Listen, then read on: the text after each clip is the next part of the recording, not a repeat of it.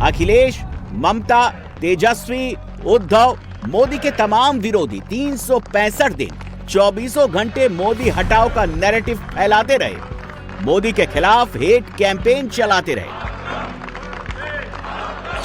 बावजूद इसके कोई भी विरोधी मोदी को डिगा न पाया, मोदी को हरा न पाया, मोदी को हटा न पाया, और यह सिलसिला 29 तक चल सकता है। आज की तारीख में हिंदुस्तान की राजनीति में मोदी से ज्यादा अनुभव किसी भी दूसरे नेता के पास नहीं है। पहले गुजरात के मुख्यमंत्री और अब भारत के प्रधानमंत्री के तौर पर नरेंद्र मोदी को करीब 25 साल बतौर हेड ऑफ स्टेट या हेड ऑफ गवर्नमेंट का अनुभव है। 7 अक्टूबर 2001 से 22 मई 2014 तक यानी 12 साल 7 महीने तक मोदी गुजरात के मुख्यमंत्री रहे, और अब 26 मई 2014 से 26 मई 2026 तक देश के प्रधानमंत्री के तौर पर मोदी ने 12 साल पूरे कर लिए। जवाहरलाल नेहरू के बाद नरेंद्र मोदी हिंदुस्तान के दूसरे ऐसे प्रधानमंत्री हैं जिन्हें लगातार 3 बार देश की जनता ने प्रधानमंत्री बनाया। नेहरू ने 1952, 1957 और 1962 में लगातार 3 बार चुनाव जीते थे। मोदी ने 14, 19, 24 में बैक टू बैक 3 लोकसभा चुनाव जीते। नेहरू और मोदी की जीत में एक बड़ा अंतर भी है, वो ये कि नेहरू के वोट प्रतिशत में गिरावट आई, जबकि मोदी का वोट प्रतिशत तीनों ही बार लगभग बराबर रहा।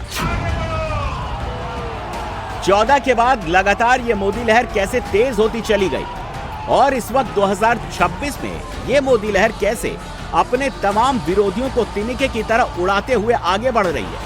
29 में जीत के लिए कमर कस चुकी है। ये समझने के लिए आपको 24 के चुनाव में मोदी की जीत के बाद के 2 इंटरेस्टिंग फैक्ट देखने चाहिए।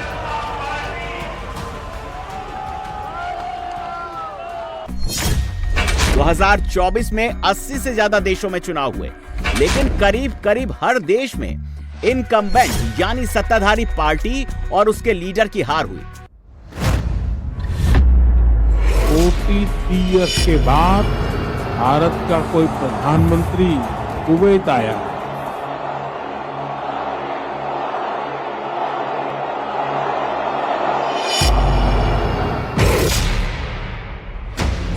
मैं नरेंद्र दामोदर दास मोदी 24 में जब तीसरी बार नरेंद्र मोदी आए थे, उस वक्त से अब तक सिर्फ पुतिन और जिनपिंग ही बचे हुए, बाकी सारे वर्ल्ड लीडर्स बदल चुके हैं, सिर्फ मोदी बचे। भारत के संविधान के प्रति सच्ची श्रद्धा और निष्ठा रखूंगा। डेमोक्रेटिक वर्ल्ड में पोस्ट कोविड और पोस्ट वॉर सिर्फ मोदी ही ऐसे लीडर हैं जो चुनाव दर चुनाव जीतते चले गए।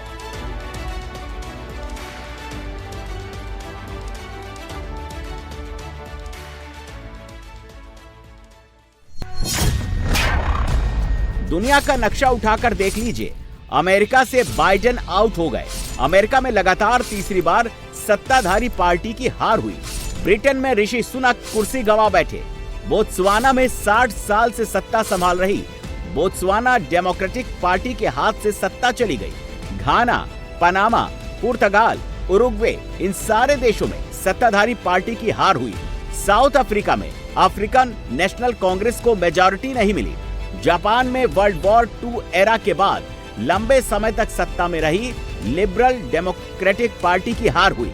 फ्रांस के चुनाव में कोई भी पार्टी मेजॉरिटी हासिल नहीं कर पाई।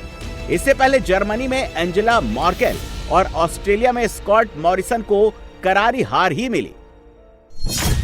नरेंद्र मोदी के केस में ऐसा नहीं है। मोदी पहले फुल टर्म में पूरे 1813 दिन भारत के प्रधानमंत्री रहे।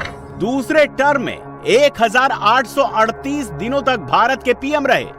मोदी अब तीसरे टर्म में है और साल 2029 तक यानी 24 के तीसरे टर्म में शपथ लेने के बाद से 2029 तक 1821 दिन तक मोदी ही देश के प्रधानमंत्री रहने वाले हैं। इससे क्या पता चलता है?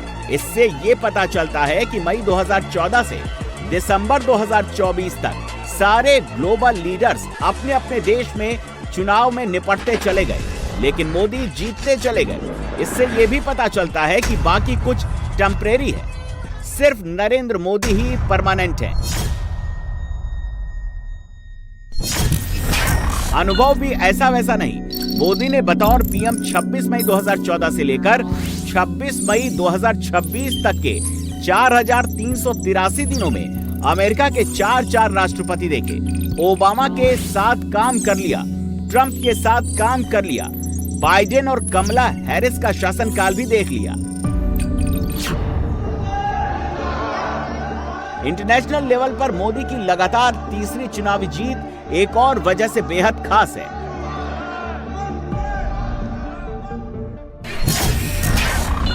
वर्ल्ड वॉर 2 के बाद डेमोक्रेटिक वर्ल्ड में नरेंद्र मोदी ऐसे इकलौते लीडर हैं जो लगातार तीसरी बार सत्ता में आए, वो भी हर बार अपना फुल टर्म खत्म करने के बाद उसी कंसिस्टेंट वोट शेयर के साथ।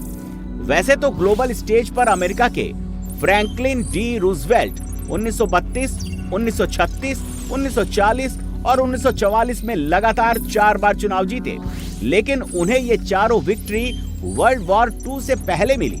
कनाडा के पियरे ट्रूडो ने 1968, 1972 और 1974 में लगातार 3 चुनाव जीते, लेकिन वो अपना दूसरा टर्म पूरा नहीं कर पाए।